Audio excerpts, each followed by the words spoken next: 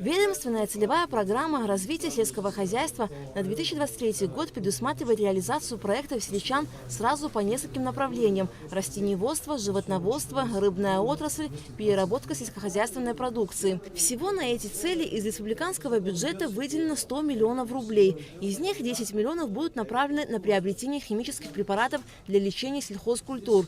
На первом этапе конкурсная комиссия утвердила состав рабочих групп для изучения проектов с выездом на место их реализации. Приказом министра были утверждены 8 рабочих групп из числа членов комиссии и специалистов Минсельхоза. Изучение каждого проекта проводилось в присутствии специалистов местной администрации. В этом году было подано 318 сельхозпроектов.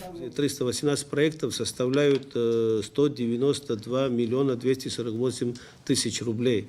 Мы располагаем, к сожалению, пока в этом году из 100 миллионов, помимо препаратов, которые мы приобрели, около 90 миллионов. И поэтому мы сегодня должны из 275 проектов на сумму 174 миллиона с лишним отобрать с вашей помощью, с условием того, что вы провели работу и практически знаете, у всех участников побывали, и всю картину вы знаете. Мы должны вот так коллегиально принять решение и отобрать проекты именно на ту сумму, которая у нас отпущена. В ходе совещания Беслан Жопа рассказал о проделанной работе по реализации ведомственной целевой программы развития сельского хозяйства за 2021-2022 годы.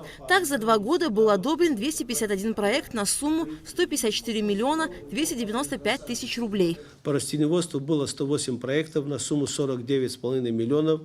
91 проект многолетних садов на площади 82 гектара. То есть мы смогли, может это немного, но для нас, для того бюджета, который нам отпущено, мы ввели в оборот земли 82 гектара.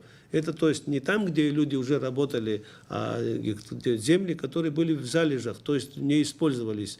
17 проектов было по тепличным хозяйствам. Это то же самое, вновь созданные предприятия, вновь созданные теплицы на 11,5 миллионов. При реализации целевой программы было создано 29 предприятий малого и среднего бизнеса на сумму 59,5 миллионов рублей и создано свыше 320 рабочих мест в селах. Кроме того, передано крестьянам малогабаритной техники 35 единиц мини-тракторов на сумму 10,5 миллионов рублей, а также 27 мотоблоков на сумму 7,5 миллионов рублей. Более чем на 43 миллионов фермерам передано оборудование для переработки. Также Беслан Жопа сообщил, что в апреле поставщики должны привезти крупнорогатый скот, который своевременно не был доставлен. Созданы 19 хозяйств по птицеводству. Это на 7 миллионов рублей. Из них 2 предприятия, они новые построенные организации, которые работают как бы в среднем уровне значимости. Остальные это подсобные хозяйства, домашние хозяйства, где мы приобрели инкубаторы, оборудование, птицу, там и что необходимо было, и эти предприятия сегодня работают. Конкурсная комиссия по реализации ведомственной целевой программы развития сельского хозяйства на 2023 год продолжает свою работу. Проекты сельчан, которые не пройдут отбор в этом году, будут дорабатываться для их дальнейшей реализации, отметил Беслан Жопа.